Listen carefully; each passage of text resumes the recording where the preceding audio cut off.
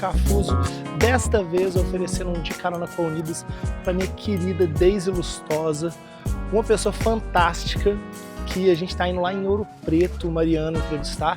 Ela que passou uma vida dedicada a preservar o patrimônio, principalmente material, mas também imaterial brasileiro. Num país que tem pouca memória, ela é uma pessoa que preserva nossas cidades históricas, participou da manutenção e restauração de vários monumentos impressionantes, vários acervos, acabou de voltar de uma viagem da Europa, onde ela foi levar um órgão de uma igreja ali da região de Ouro Preto e Mariana para se reformar na Europa. Enfim, uma pessoa fantástica. Vamos falar com ela, que entende tudo sobre história e identidade brasileira quando o assunto é arquitetura. Bora!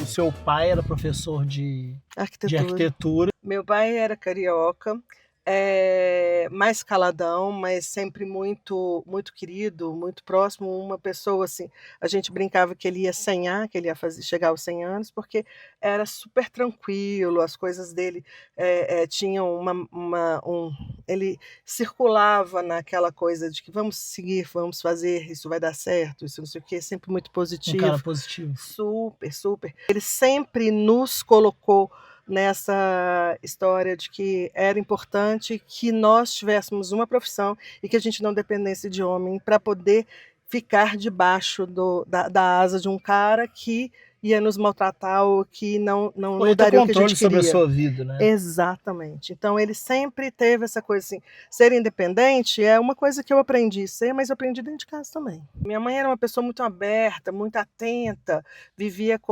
e se relacionava com muitas pessoas, tanto que o que a gente mais sentiu quando a minha mãe faleceu foi o vazio da casa. Porque ela, às 5 horas da tarde, ela botava um lanche na mesa, tinha amigos meus, dos meus irmãos, do meu pai, dela, entrava e saía gente da minha casa. E o povo chegava lá? Chegava, sentava, comia e ia embora. Conversava, ficava... Bem Minas Gerais, né? Total. Minha mãe era mineirona de capital, não mineirona, ela nunca foi da roça. Na sua vida profissional, quanto mais lugares eu converso, assim, principalmente com arquitetos, gente que acompanha, né? Você tem um nome muito importante a zelar, assim, acho que você trabalhou bastante na vida. Eu tive algumas oportunidades. Eu considero que dentro da minha formação de arquitetura, eu me interessei pela área de patrimônio e pela área de conservação e restauração. Então, cultura, patrimônio, restauro, e depois, de um jeito ou de outro, alinhado na lateral, eu trabalhei com museus. Então, toda essa parte, né, da coisa da memória, da cultura, dos bens patrimoniais, sejam materiais ou imateriais, de um jeito eu já me dediquei. Eram raras as pessoas que se dedicavam a isso na sua época. Exatamente. Hoje em dia é mais comum, né? Hoje é comum e, inclusive, eu enxergo muito o salto desse momento, porque tinha um único curso que era em Salvador, que em 1990 eu fiz esse curso, então eu tinha 6 anos de formada, fui para Salvador, morei 1 ano em Salvador. Hoje os meus grandes e antigos amigos, a gente tem mais de 30 anos de amizade, essa turma toda ainda trabalha nessa área e até hoje eu tenho referências no Brasil inteiro dessas pessoas. Porque o povo é viajado, você morou lá, né? Exatamente. Você circulou muito. Inclusive Exatamente. Agora você está fazendo obra no Amapá, né? Eu trabalhei muitos anos no interior de Minas, então assim, todas as cidades históricas eu trabalhei de alguma forma. E Ouro Preto, Mariana, Sabará, Santa Bárbara, Diamantina, Cerro. Todas cidades com mais de 300 anos, né? Todas cidades com mais de 300 anos. Neste momento agora a gente está trabalhando com duas fortalezas. Uma fortaleza no Amapá. Fortaleza, quando vocês dizem uma fortaleza militar. Uma fortaleza militar, um ponto de referência construído pelos portugueses para a proteção do território na época da colônia, no período colonial. Uma em Rondônia, que é o Forte Príncipe da Beira. Hoje nós estamos na Fortaleza de São José do Macapá, na cidade lá no estado do Amapá, na cidade do Macapá. Na orla do Rio Amazonas. Nossa. Então, de repente, eu saio de Minas Gerais e vou parar lá no norte. especialista em madeiras antigas, em modos de construção muito datados, justamente porque você faz conservação de obras. Então, quando você trabalhou nessas cidades, em geral, você fazia tipo igrejas, né, que são obras complexas, e você é parte da equipe que vai manter aquela beleza acesa, viva.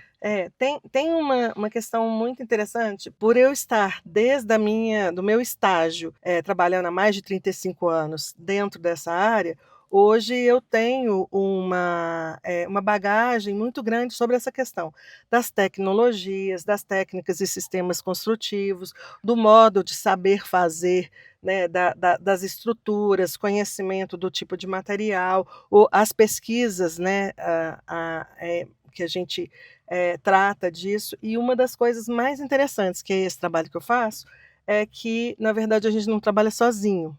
Então, qual é a questão? A gente trabalha com historiadores, com restauradores, com conservadores, arqueólogos e o pessoal da engenharia. Químicos também. A gente consegue fazer projetos que são muito específicos, que você tem que saber como que este trabalho é feito para você ter conhecimento suficiente para poder fazer boas intervenções, entender e respeitar o que chegou até hoje, ter essa ideia de que o que você tem de informação é para que ela seja preservada, para que ela continue, então substituir o menos possível, ter entendimento de como é que aquela estrutura funciona. Tem um termo que nessa área é frequente usar, não fazer falsos históricos. Então, a ideia não é para ser copiado. As intervenções elas devem ser identificadas. E a gente tem que saber o que era original e o que foi substituído, mas numa condição que eu veja sem que aquilo seja impactante. E como a gente trabalha com a memória, a gente tem que também permitir que o próximo que venha intervir naquele mesmo objeto, ele tenha as informações do que você fez. Cuidar de um patrimônio histórico não é uma coisa muito comum para um país como o nosso, que foi um país colonizado, né? Sim. Do ponto de vista arquitetônico, você é uma pessoa que, para além de qualquer ideia sobre as coisas, você trabalhou muito nisso. Então eu gostaria de te ouvir um pouco assim. A gente está num caminho de melhoria disso, e quais são os desafios que a gente está enfrentando? Primeiro, a questão existe dentro do Brasil um pouco, assim, hoje uma evolução da consciência da importância de onde a gente veio.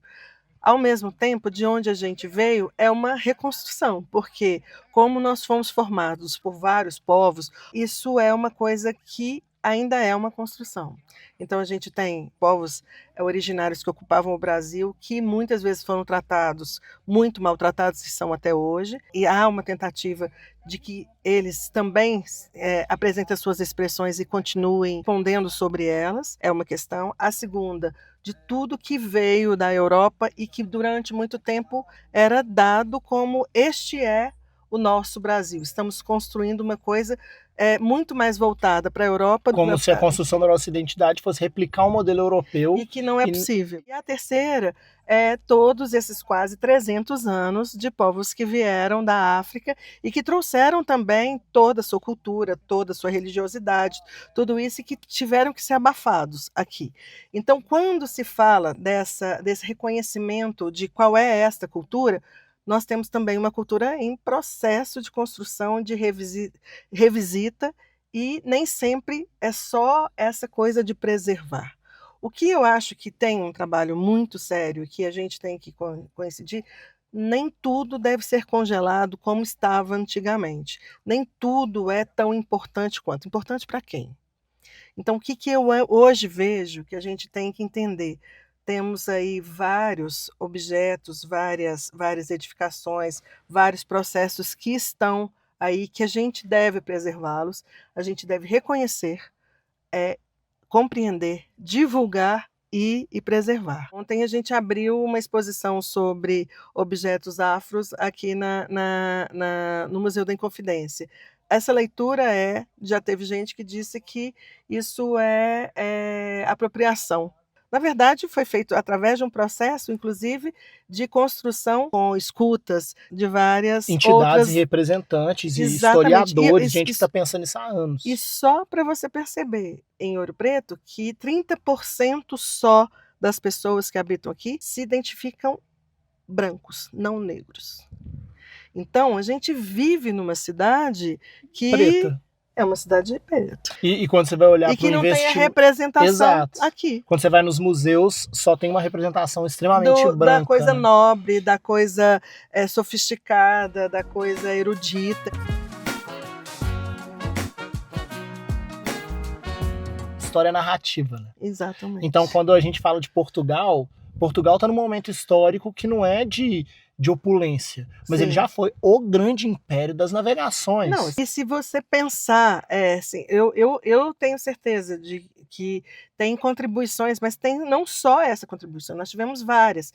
Então, uma cidade que teve uma pressão enorme aqui dentro e que foi tratada por conta da mineração e porque o ouro era a coisa mais importante que tinha aqui, e quantas pessoas morreram por conta disso? Né? O que foi feito dessa história? A custo de quê? Qual que é a história que a gente tem que refletir sobre, né? E eu acho que assim, então por isso que, para mim, essa coisa da preservação, da cultura, dos questionamentos, isso é completamente dinâmico. Tenho certeza que essa fala minha não seria a minha fala de 10 anos atrás, de 20 anos atrás. Mas hoje eu entendo que é o seguinte, estamos fazendo, mas a gente está preservando o quê? Para quem? O quê? Por quê? Né? Então, quando estamos fazendo o projeto da Fortaleza, né? Assim, o coração da Amazônia, lá no Amapá, e você vai tratar que aquilo era uma proteção dos portugueses contra as invasões dos franceses, dos holandeses e etc., a gente tem que lembrar que aquilo dali foi construído com mão de obra indígena e mão de obra negra. E que essas pessoas tinham seus saberes fazer e elas contribuíram para que a gente tivesse aquele edifício. Para poder exemplificar, este prédio ele está dentro do rio. As árvores foram cortadas e foram trançadas, então ela tem um apoio dentro desse espaço de árvores gigantescas que foram cortadas para que construíssem as estruturas em pedra para fazer o forte. Quem sabia disso? Eram os indígenas. Ah, entendi. E essa tecnologia, Muito provavelmente... Quem sabia que árvores que poderiam ficar inundadas eram os indígenas. Eram os povos originários, ameríndios, que já estavam aqui, né? Não eram os portugueses. Né? Não. O saber dos indígenas foi muito apagado e a gente ainda sofre consequências disso. Sim. Na construção civil, na medicina, porque a Amazônia é um bolsão de remédios que a gente está descobrindo agora. Sim. Tem chineses e japoneses indo lá agora aprender a catalogar e manipular coisas que os indígenas usam há milhares de anos. Né? Exatamente. A nossa visão de história, ela tem que incluir essas contradições para a gente entender onde a gente errou. Sim. E quando a gente vai falar da cultura, vai falar, por exemplo, de museus, né? Da consciência de museu, o que é a construção do museu. Geralmente, os edifícios antigos, né, digamos, históricos, ou que têm informações importantes, eles passam a ser as sedes desses museus, muitas vezes eles. Só que às vezes eles são tratados como a caixa pelos museólogos. E os arquitetos, eles tratam aquilo como o edifício. E hoje eu entendo que não tem jeito de ter um conteúdo dentro sem que você tenha a leitura do próprio prédio. Então, você restaura o prédio, mas só cabe ali dentro aquilo que o prédio também consegue suportar. Sim. E o contrário também. O prédio, ele não pode ser só uma caixa, ele também tem a sua história. Então, eu brinco quando a gente faz museus em prédios históricos, que o acervo número 1 da ficha de catalogação é o edifício. Tem uma parte nisso tudo que te encanta desde o início, né? Sim. Na verdade, você é uma apaixonada pelo que você faz. Só Parece. assim a gente fica... Parece.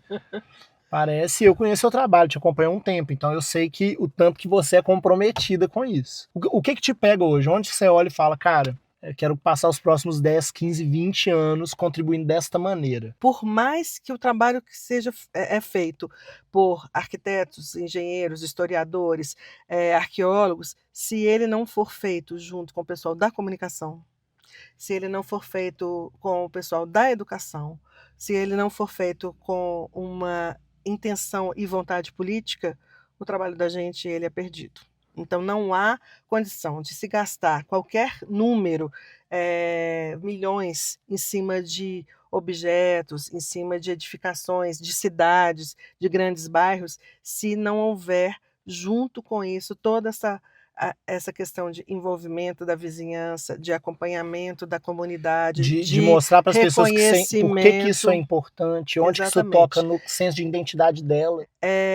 Nem todo mundo tem essa consciência. Eu acho que esse trabalho ele deve ser ampliado.